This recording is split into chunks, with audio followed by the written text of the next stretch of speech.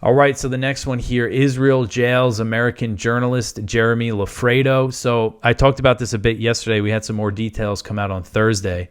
So Jeffrey Lafredo, an American journalist for the Gray Zone, has been arrested by the Israeli military for his reporting inside Israel. Lafredo was jailed just a few days after releasing a report on Iranian missile strikes in Israel, information the Israeli military has been trying to censor. According to the Israeli news site Ynet, because of the report, Lafredo faces charges of, quote, aiding the enemy during wartime and providing information to the enemy, end quote.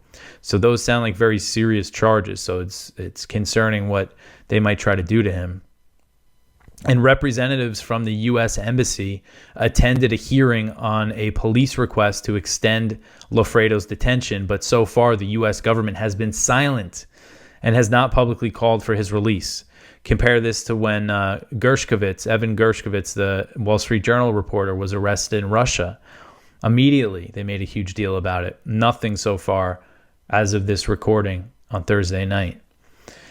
And I put the report that he got arrested over in the story. It's short. It's only 6 minutes. He always does a great job in his reporting of kind of condensing things. And you can see he goes around and finds different impact zones. So go watch it, because the Israeli military apparently does not want us watching this. So Aaron Mate, who's another journalist for the Gray Zone, he wrote on Twitter, quote, Israel is detaining and prosecuting an American journalist for doing journalism. Will his media colleagues defend him? End quote. And again, you saw after Gershkovich, and that's just the one example I'm thinking of. You know, there's just this uniform call from the mainstream press for Russia to release him, and we still haven't seen anything about Lafredo. There's been a few stories here and there. This is like Ynet, which is an Israeli site, wrote it up and basically just bought the IDF narrative that, you know, he was what were the charges? That he's aiding the enemy. So an independent journalist who was arrested alongside Lafredo but has since been released said that they were beaten and blindfolded by the Israeli military. So this is someone who goes by Andre X on Twitter, or X as it's known now. He said, quote, today I was beaten, kidnapped, blindfolded, and taken to a military base by the Israeli occupation forces, together with 4 other journalists.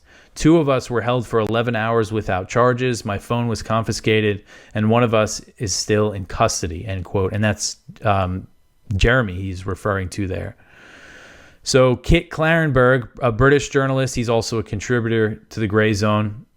He is asking people to contact the U.S. Embassy in Israel, and they have the emails in this story here. It's JerusalemACS@state.gov. So contact them and let them know that you are displeased that they arrested Jeremy, and say that the U.S. government, you know, should call for his release.